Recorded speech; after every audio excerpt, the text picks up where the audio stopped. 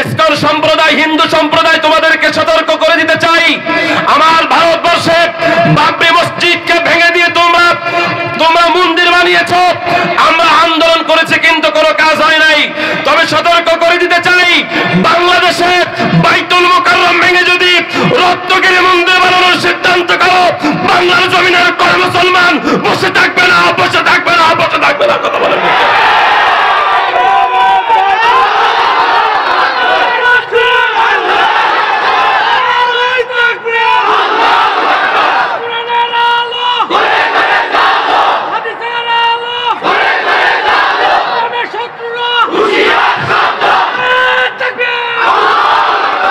সম্মানিত হাজিরিন, কারোর কোনো ভয় করে নাকি?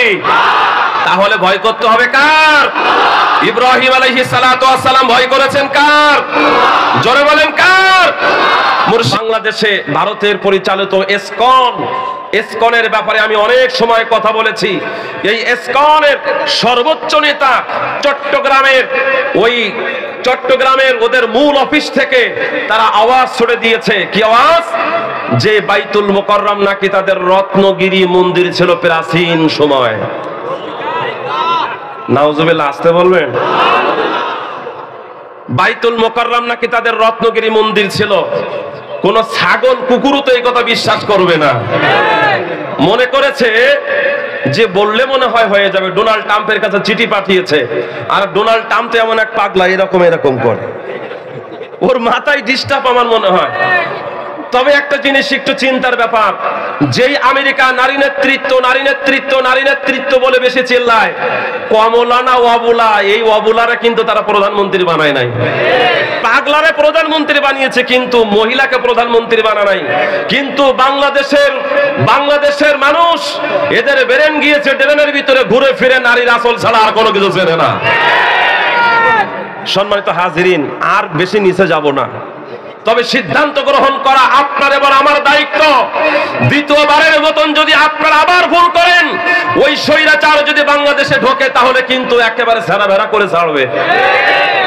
সম্মানিত হাজিরিন, ইসকনের সর্বোচ্চ নেতা দাবি করলো চট্টগ্রামের বুকে বসে বাংলাদেশের জাতীয় মসজিদ বাইতুল মুকাররম নাকি তাদের রত্নগিরি মন্দির ছিল। বাংলাদেশে যেই পরিচালিত হচ্ছে ইসকন সম্প্রদায়, হিন্দু সম্প্রদায় তোমাদেরকে সতর্ক করে দিতে চাই, আমার ভারতবর্ষে বাবরি মসজিদকে ভেঙে দিয়ে তোমরা মন্দির বানিয়েছো। আমরা আন্দোলন করেছি কিন্তু কোনো কাজ হয় নাই। তবে সতর্ক করে দিতে চাই, বাংলাদেশে বাইতুল মুকাররম ভেঙে যদি রত্নগিরি মন্দির বানানোর সিদ্ধান্ত করো, বাংলার জমিনের কোন মুসলমান বসে থাকবে না, বসে থাকবে না, বসে থাকবে না। কথা বলেন